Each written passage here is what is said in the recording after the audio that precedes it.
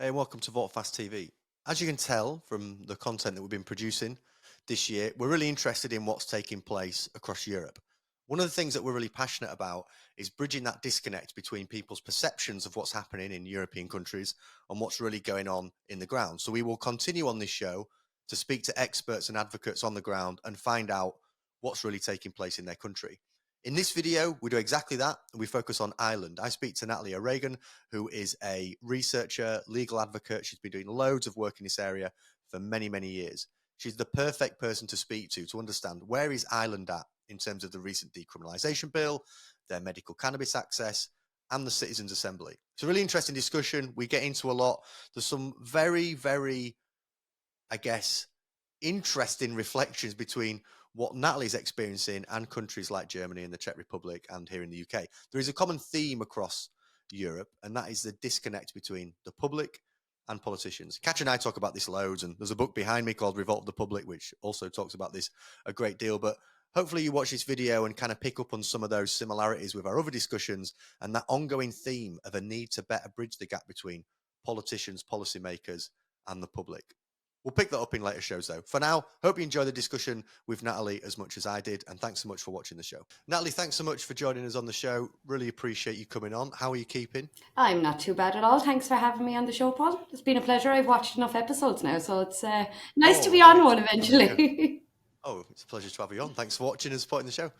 To kick things off, I'd be really interested for you to tell our audience about what you're getting up to in Ireland at the moment with regards to all these cannabis movements, discussions of reform that are taking place. If you can kind of set the scene in terms of the work that you're doing, and then we'll move the conversation into where Ireland's at and get into some of the detail of the things that are going on. So the last couple of weeks have been busy in Ireland. As people may know, the cannabis conversation in Ireland was null and void on a political scale for the last 10, 15 years. So it's finally become to the forefront after many years of being advocates and being activists about the topic. It finally feels like people are listening to us and that they realize that this is a topic that they can't ignore any longer. So we've had a bill that would decriminalise personal possession of cannabis come up in our Dáil, which is our parliament, last week. And the couple of days before that, we also had recommendations from a Citizens' Assembly that was released. So drug policy, cannabis reform is firmly on the political agenda and the public conversation really for the foreseeable future. That's great. That's awesome. And we'll get into the details of all those. But you've been, I've been following you on Twitter and spoke to you a number of times over the years, but you've been advocating and pushing for this for a long time. This has been a long battle to kind of raise and flag this in Ireland. So what does that feel like? What does that feel like for you? Because I know you've been battling and pushing for a long time. Are you full of kind of positivity, optimism, or do you still feel like in the trenches battling and pushing? Where are you at with it? Well, I have a few more grey hairs and a few more wrinkles since I started being a loudmouth. But, there was times where you feel really demotivated and you feel like you're going to get nowhere. And I am forever the optimist regardless. I'll always find the optimism in every situation. But it does feel like we've kind of turned a corner. We've turned a tide in the last 12 months. You can see the moral arguments are null and void. They're not happening anymore. It's no longer a moralistic argument. People and politicians alike are truly understanding the situation, and it's not the stigma, stereotypical arguments that we would have had listened to for decades. That must be refreshing, because the moralistic element just perpetually feels like one of the biggest challenges, just the word cannabis invoking like strong reactions in people and negative reactions. So there must be some relief in being able to have a discussion that's a little bit more focused on how it can help people and the benefits to society rather than just fear and stereotypes and things like that. So that must feel good. It's taken a lot less to convince people for the arguments for decriminalization, social clubs, legalization, regulation. Like, it would have taken a lot more effort to convince somebody 2-3 years ago even. And I think now people understand, they're aware, they know, they get it. What do you think's changed in Ireland? What's led to that? Like, you had advancements in the United States for years. but I think that was over the other side of the water. It was on the other side of the world. Whereas the last couple of years, there has been a lot of noise in Europe about it. And Ireland does have a very close relationship with Europe, and we do have a very good relationship with Europe. And I do think the changing of the tides in Europe and more countries coming out in Europe, regulating it, legalizing it, social clubs, decrim, that it's on your doorstep. You can't ignore it any longer, and people would be clued in and more aware of what's happening in Europe than we would be in the States. So I think it's just a case of the more people do it, closer to home, it's on your doorstep. And people kind of see look, the sky hasn't fallen when they've done it. Yeah, I always found that such a it was kind of a revelation when I took politicians to Canada and showed them the legal market, and they were just, the thing that overwhelmed them was just the boredom of it. Like, everything was fine. It just wasn't this like, people were like charging around in the street. It wasn't chaotic. Everything was fine. Yeah. It was okay. Cannabis was legal and the world wasn't falling apart. And when they spoke to people on the street about it, they were like, yeah, it's legal, it's fine. Yeah. We're not really bothered.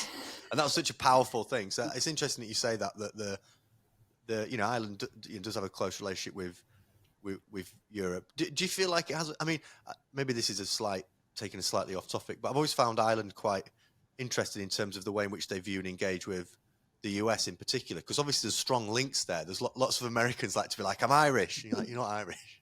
Every second American is Irish. Yeah, you can track back. But you think it's more of like an observation as to what's taking place in Europe rather than the US? It's kind of like that interconnected nature of Ireland with Europe. I think so. And like at the same time, what happens in Europe affects us, whereas a lot of the time what happens in the United States wouldn't affect us as quickly or as much.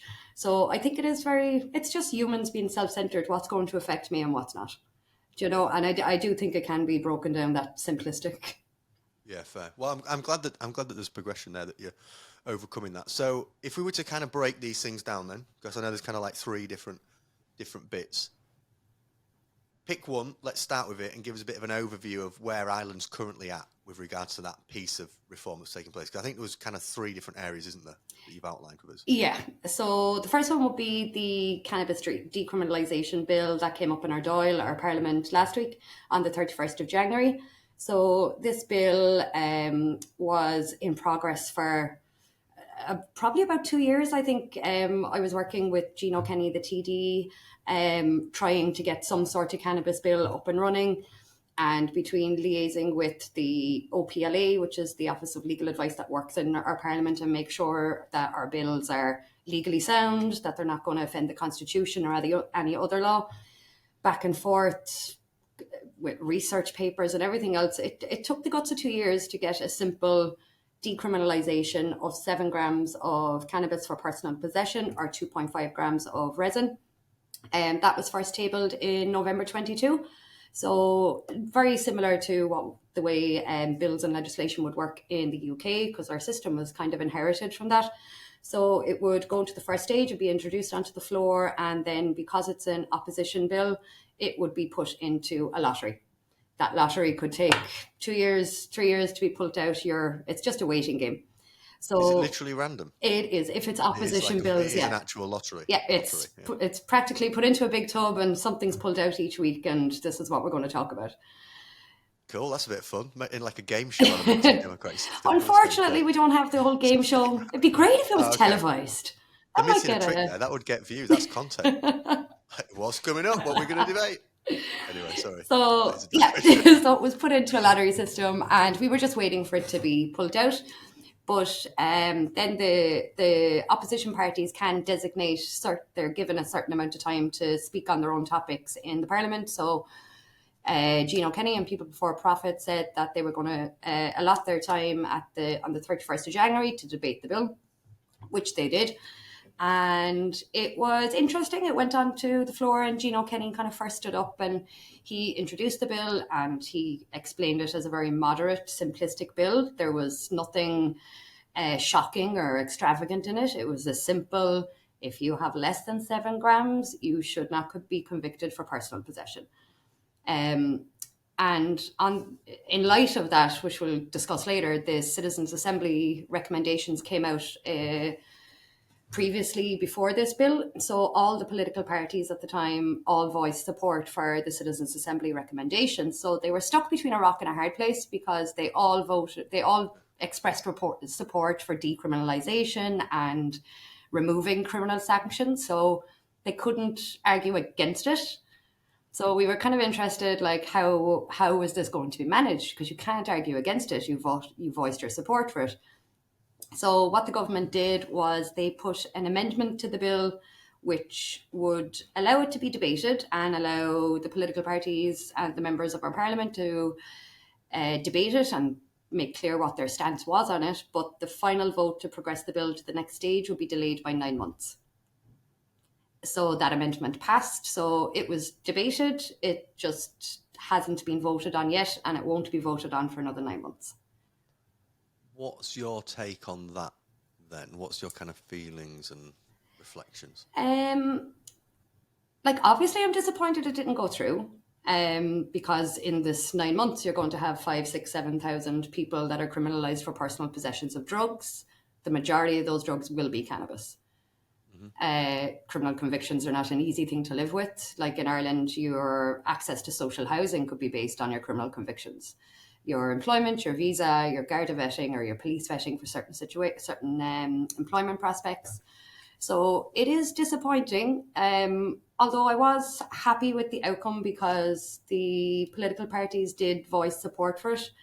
They couldn't not voice support for it, really, which was good. So, going forward, it's hard for them to back down after they stood up and supported it. So, it's kind of, we have them between a rock and a hard place now. No matter where it goes, we know where you stand on it. It sounds like, I appreciate those frustrations, particularly when the angle that you're taking there is a very, very valid and sensible one. That's like, well, in that time, there's going to be a load of harm, and that's kind of sad because that harm's fairly preventable by the passing of that bill. But I guess as you've also outlined, you've got them in a position now where like they're very, very engaged in the subject, and it doesn't feel like or sound like from your analysis that it was amazingly controversial and kind of like a big fuss was kicked up. It kind of sounds like you had the one or two usual suspects, as we always have in every parliament across the world. You have the one or two usual suspects who spouted that the gateway argument and cannabis is ruining lives, and which was hypocritical coming from a guy who owns bars. But that was called out as well, which was funny. But along with the seriousness of the day, it did bring us some bit of entertainment watching it from the gallery. Always got a bit of a laugh at it, haven't you? So, do you envisage that in 9 months? You said, right? Is it in 9 months? In October. In October. Do you envisage that kind of going through then? I mean, no one likes being too sure of anything these days, especially if it's going out on the internet. Like, how no, because these words might come back to bite me at some point. But anyway, still answer the question.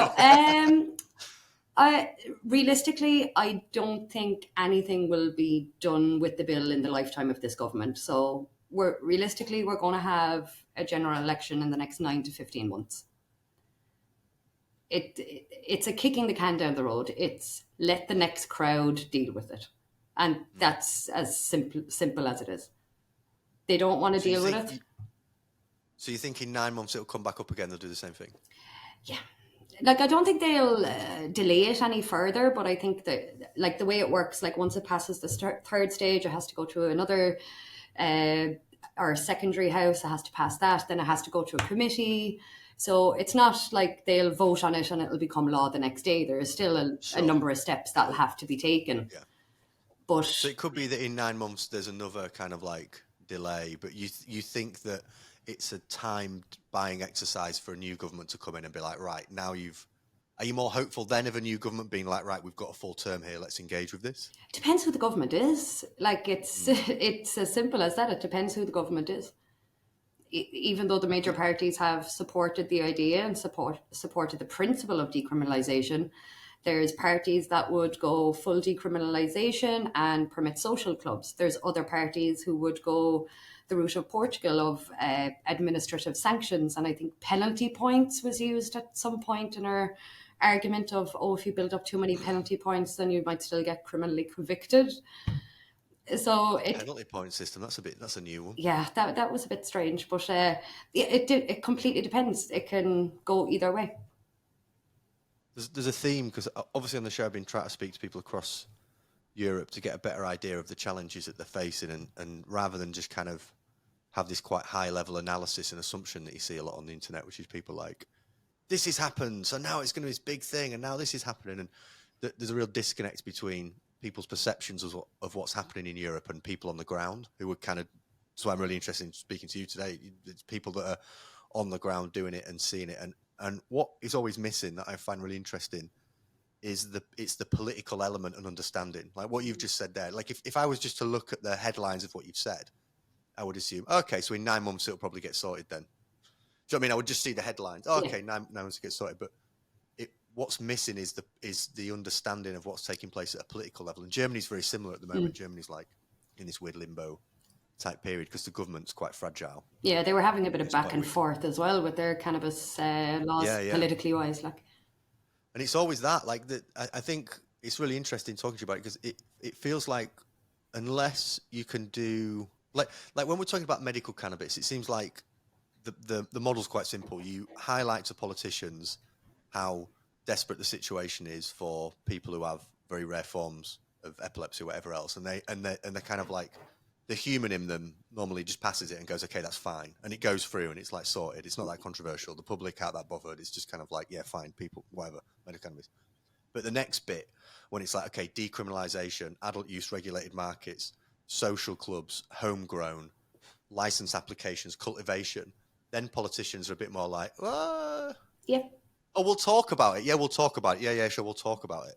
But then when it gets into the detail of, okay, great, do it then, they start sitting in their rooms and going, yeah, but should we do it now or should we wait? Because like we don't want to lose any seats or favour or ground or. Yeah.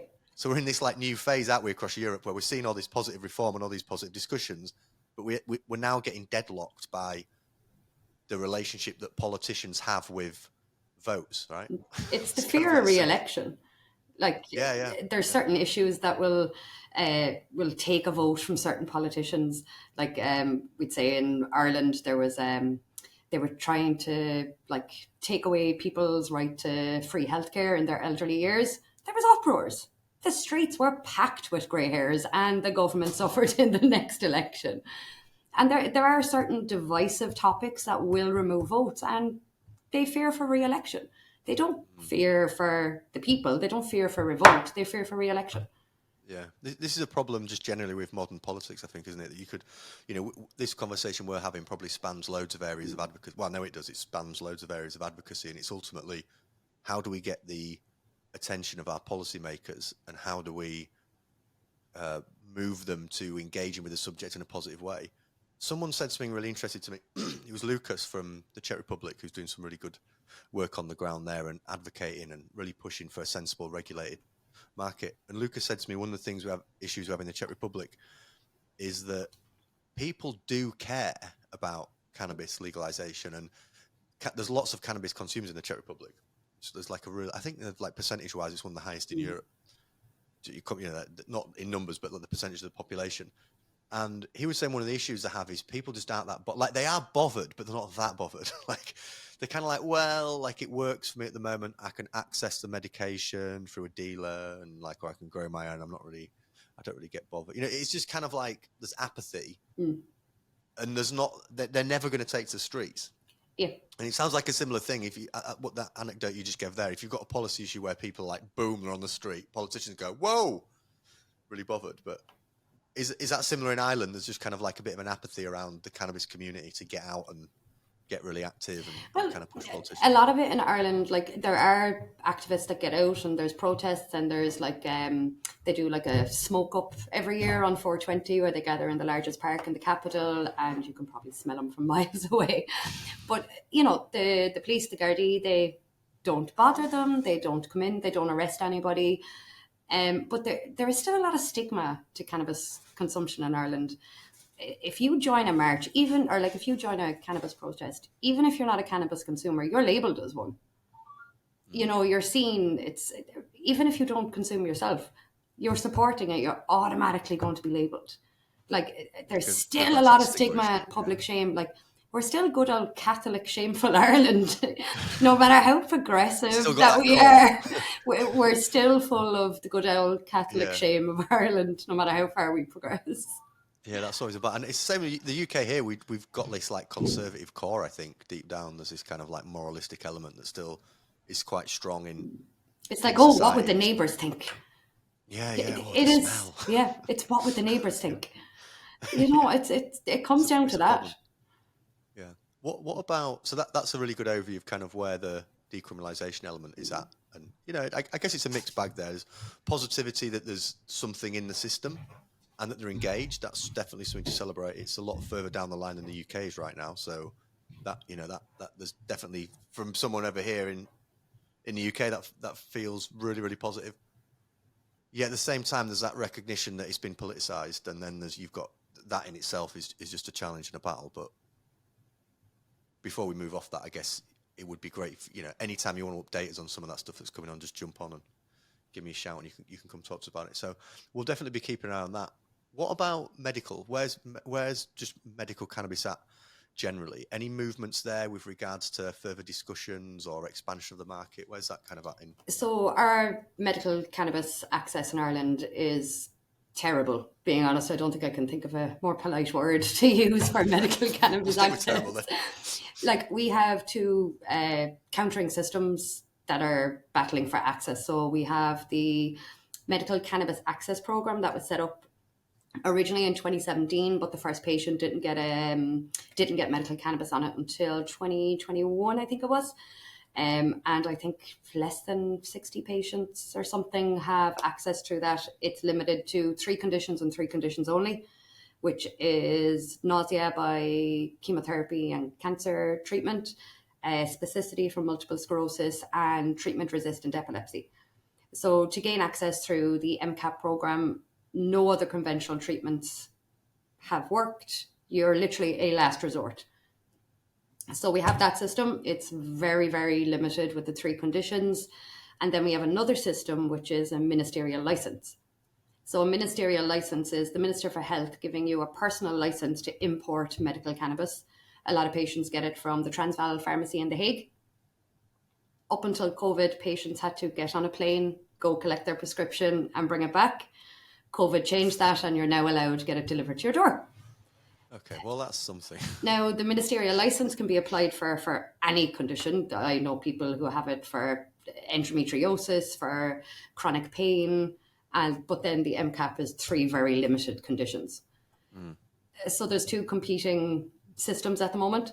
I think there's about just under 100 patients in total in Ireland at the moment, so there's not a lot. We don't have any sympathetic consultants. We don't have any educated consultants on medical cannabis. A lot of reluctance. People who do have access to it gain access purely on the basis of advocating for themselves and advocating for their own healthcare. A lot of fighting, a lot of arguments, a lot of back and forth to try and get access in Ireland. It's really, really difficult. So in terms of the MCAP, there was built into this pilot project a 5-year review. So the 5-year review published their review findings 2 weeks ago, I believe. So we were hoping that they would add chronic pain to the list, because that is an awful lot of conditions that look for cannabis or access to medical cannabis. They stopped short of adding chronic pain, but they have added neuropathic pain. So it's kind of, I'm not a scientist or a medical doctor by no means, but it's limited to kind of nerve pain. But you can have it like from a wide range of conditions, from kidney failure, from diabetes, but it has to be this specific type of pain. Okay. Bit disappointing. Out of 20-odd thousand medical articles that this report reviewed, I think they made their final conclusions on around 50 academic articles. And they found low evidence for a lot of conditions for medical cannabis, so they couldn't recommend medical cannabis be used for those types of illnesses. That's where the review lasts. Like, it goes to the Minister for Health now, and it is the Minister for Health and the Department of Health that will have to make a decision on expansion of the program. To expand it, they need to change the law, so that's not a fast and easy thing to do either. So yeah, it's just waiting there. Like, we've had people with endometriosis or kidney failure or diabetes who have accessed medical cannabis through the ministerial license program. But yet again, this report says there's no evidence for that. So frustrating. For patients, it's kind of at odds with the decrim chat. You've kind of like made there's really good progress on the decrim chat further than a lot of other countries. And yeah, medical kind of seems a bit like 5-6 years old. I mean, it's like a bit out of touch with the rest of Europe. And like we have, certain people have medical cannabis in Ireland 7 years, 8 years. There's a couple of the patients have passed away in the meantime, but it's not only in the last 2 years that we've had it. There was a very high profile campaign for the first people to access it in Ireland.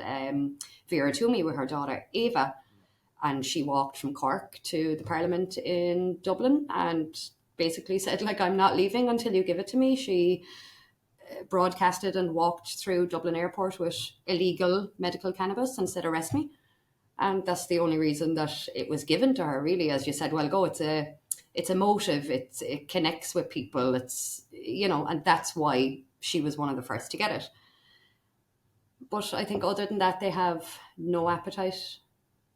And it's as simple as that. They just...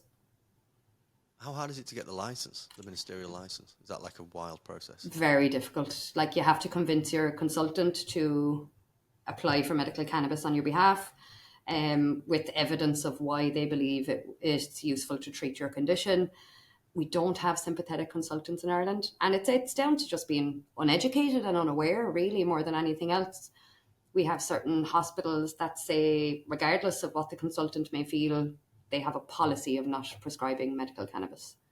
So what needs to happen there? What do you think? Because in a way, you've kind of, it's interesting you mentioned Vera's case, because in a way, the model that has worked in a lot of countries, not just in Europe, just around the world, has been tried there, hasn't it? It's like high profile case, emotive case, engage the media, engage the public, push for change. But you don't seem to have got the same outcome that a lot of other countries have. Why do you think that is? It that kind of like conservatism, maybe you kind of referencing that kind of like the moralistic element has kind of just cut through that? What's your analysis? Like, I do think even with medical cannabis, there's still an awful lot of stigma with it. It's like, you're using that as an excuse to get high. It's like, no, people actually get benefit out of medical cannabis. Yeah. There's still a lot of stigma, and like, especially for people who would have a prescription for flower or for bud, they still find that they're getting pulled over, they're getting stopped, the neighbours are complaining, or there's still an awful lot of stigma. And even when you say to them, like, this is a medical prescription, it doesn't matter. The stigma and the shame of it even transfers to medication. What do you think will happen? What's your analysis on what will happen there with medical? Is this back to like need a new government, need a new kind of like? Because I just find it interesting that there is that kind of like, you're kind of at odds there, because the decrim bit, you can kind of see some positivity and movement, engagement, and maybe some of that stigma and assumption dropping. Yet medical, it's interesting that you said that there's this kind of like, people just try to use it recreationally. Maybe there's like a bit of resistance there on medical, which doesn't exist on the decrim, because maybe the decrim is politicians thinking, we want to stop arresting people. We get it. Okay. It's not that bad. Like, a lot of people do it. Let's just leave it. Whereas medical, it sounds like there's that kind of moralistic bit is coming through, and people thinking, it's just a way for you to access it. Like, I think the program needs to be expanded, obviously, but I think it's what we need is consultants to get educated. We need doctors to know about medical cannabis. Like, we need them to know THC, CBD, what percentage, which is it oils that the person needs, is it flowers, is it this, is it that? a lot of time patients are going to their doctors and their consultants trying to get access, and the consultant is, oh sure, I know nothing about that. So then it's the patient is bringing them piles of academic papers to try and educate their own doctors who are supposed to be looking after their health. Yeah. But there's Would pressure from the consultants to the health minister have an impact, do you think? Because I guess you said, when asked about the process to get the health, I can't remember what you called it now, but the ministerial process. Yeah, the ministerial license.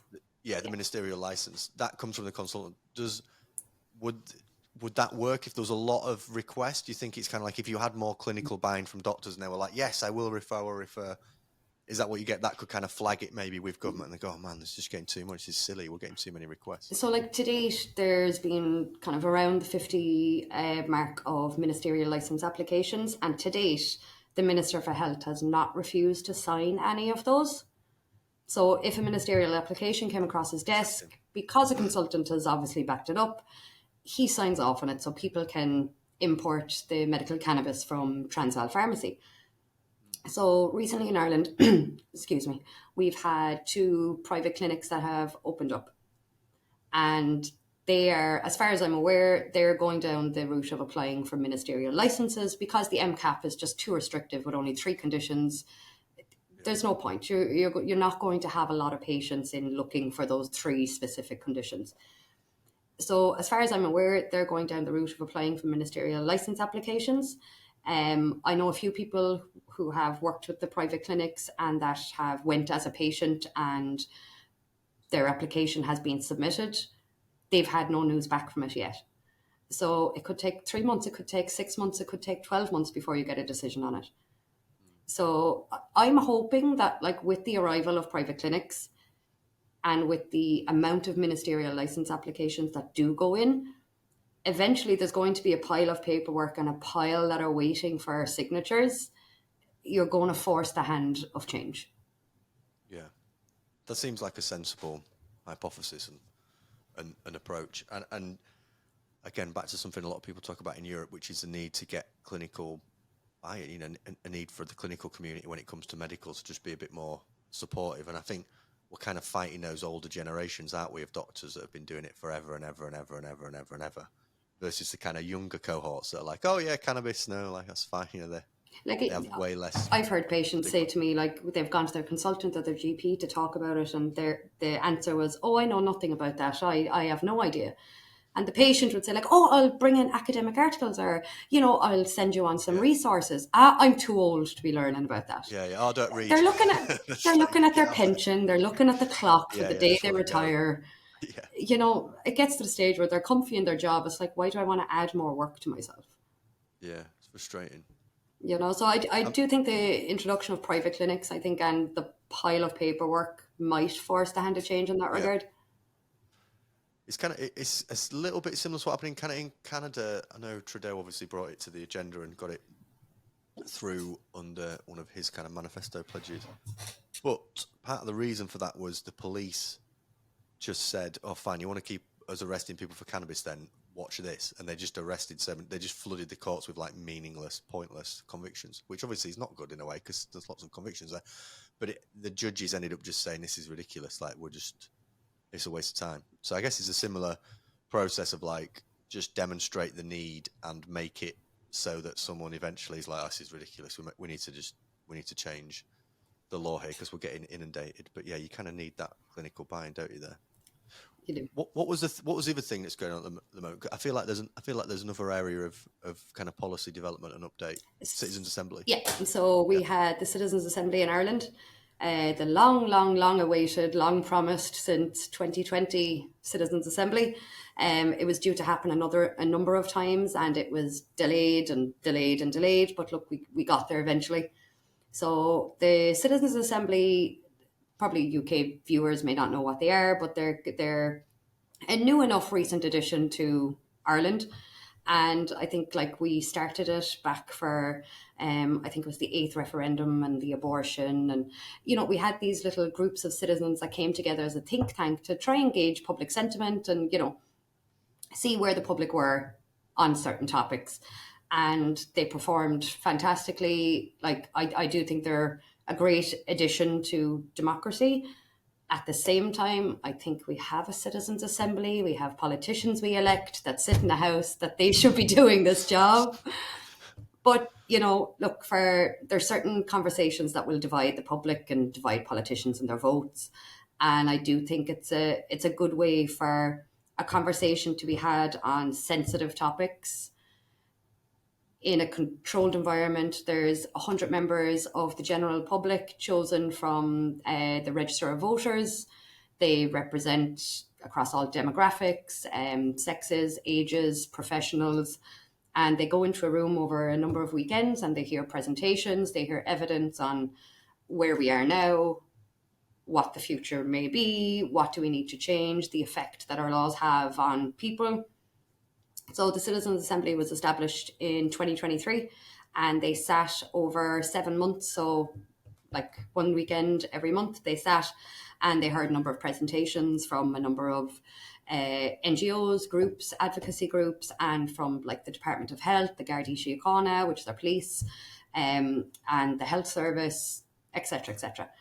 And they heard how damaging our drug policy is. Like, ours is 1977, so a couple of years after the UK, and it does tend to mirror a lot of what's contained in your 71 Drugs Act. So they heard a lot of evidence, they heard a lot of what's right and what's wrong, what can we do that's better, and how does our drug policy affect the people that are in the middle of the drug policy conversation, the people who consume drugs, whether problematically or non-problematic, the family of people who do have problematic issues, dual diagnosis, mental health. So they sat over 7 months and there was 100 people and they debated, and then the final vote was called on a number of recommendations. So the members themselves kind of agree what way to word recommendations and what they would like to recommend, and then there's a voting process. So in terms of cannabis, the vote for legalising cannabis lost by 1 vote to decrim. So one single vote. One vote. Are we going decriminalization or are we going legalization regulation? Now, How many people were voting again? 100 people, 99 and the chair. So like that vote was really interesting because out of all the 7 months of the Citizens' Assembly, the members got 7 minutes of a presentation on how we can control cannabis. They heard about Portugal, they heard about decrim, they heard about dual diagnosis, they've heard about like methadone programs, safe injection facilities, a wide range of topics. And out of all the 7 months, they got 7 minutes of a presentation on how we can regulate cannabis and how we can control cannabis through regulation and defeat a lot of the harms that come with it. So it was very interesting from the little information that they got, the vote was that close. So there was a bit of uproar. Really interesting way of looking at it. Imagine if it was 8 minutes, they could have got that. Might have got it. Just a bit more time. But, even with that, you had your usual, arguments against any sort of reform, and you had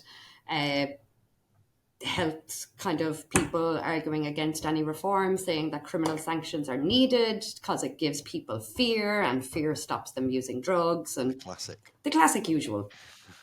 I will not curse on this podcast. Keep it clean. But the usual arguments that we've been hearing for the last 40 years, full of morals and the fear tactic and the war on drugs. And the majority of the presentations were from groups that, they came out and going, you failed. You failed us. You failed my son. You failed my mother. You failed this person. Like, absolutely and truly, you have absolutely failed your duty to us. That hit home. That did hit home with the 99 members. So they brought out... It's good observations. Sorry, cool. Yeah, like at the end of it anyway, they had 36 recommendations that they put to the government. And the chair of the Citizens' Assembly, Paul Reid, kind of made it very clear that like this report is not to be sitting on a shelf. This needs to be acted upon. This is an emergency. And he also did voice a note of concern, saying that it was the political sphere that was going to take this conversation forward, and that he does have concerns about that, which I do echo. I think the drugs policy conversation should be detached from political arguments. It shouldn't be a one-up message that you can use at time of elections and votes. It goes well beyond whether you're getting your seat back in the parliament or not.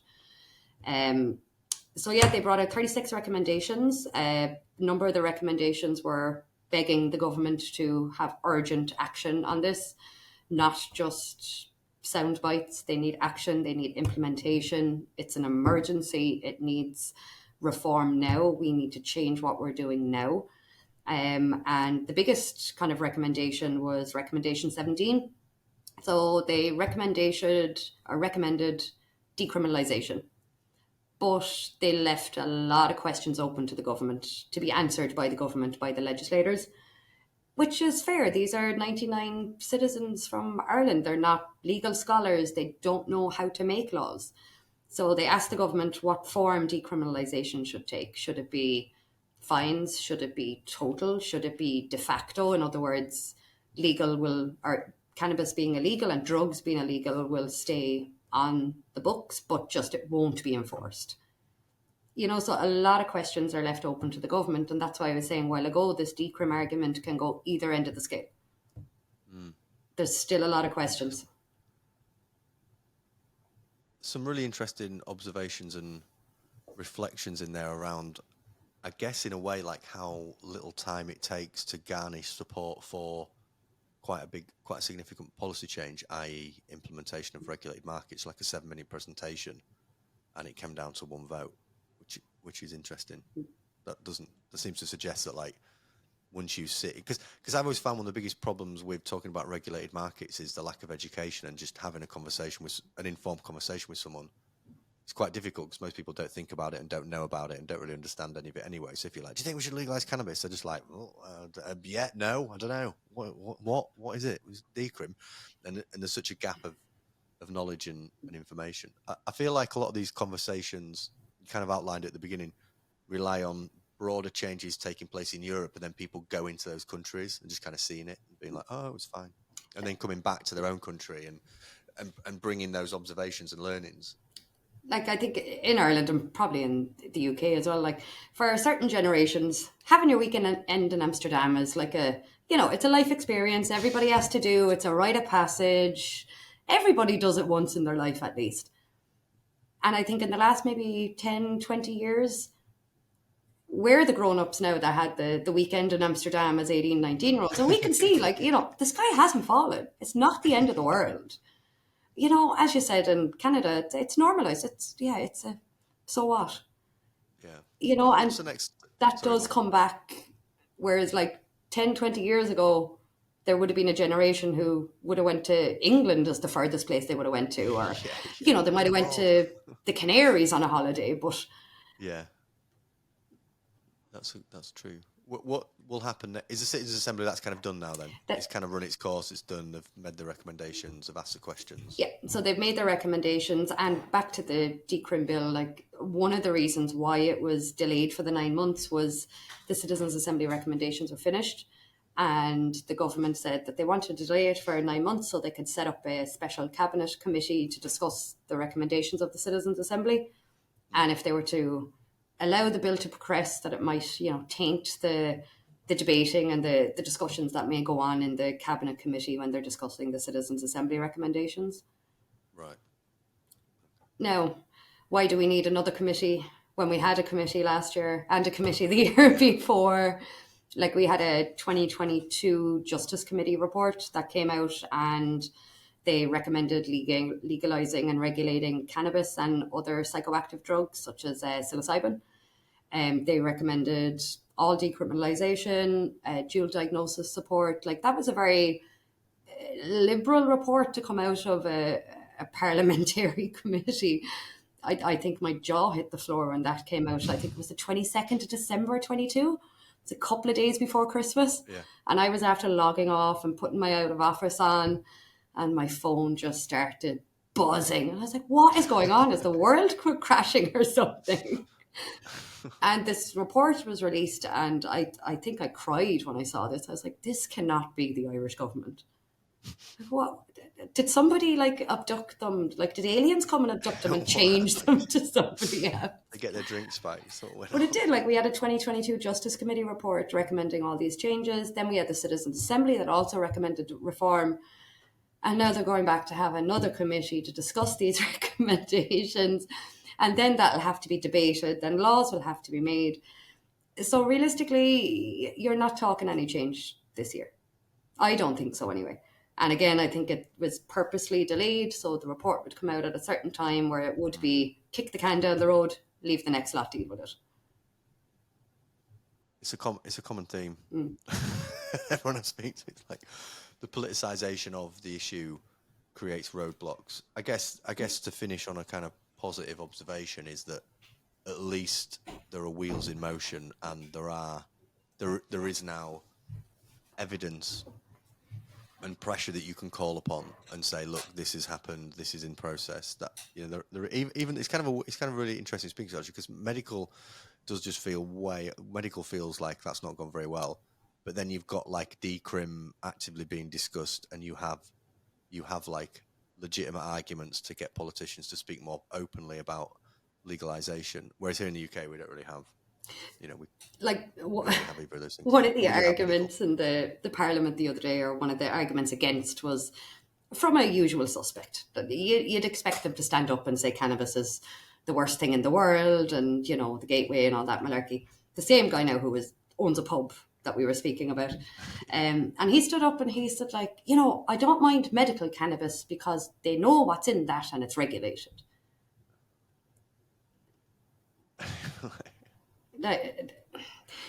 Like, still to this day, I'm speechless. I don't know how to do that.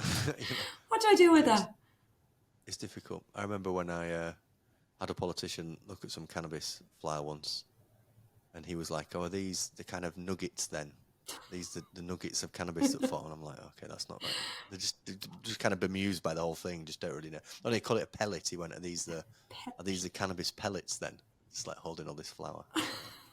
Never heard them being called like, how little people know just about like cannabis, and there's such a lack of education, isn't there?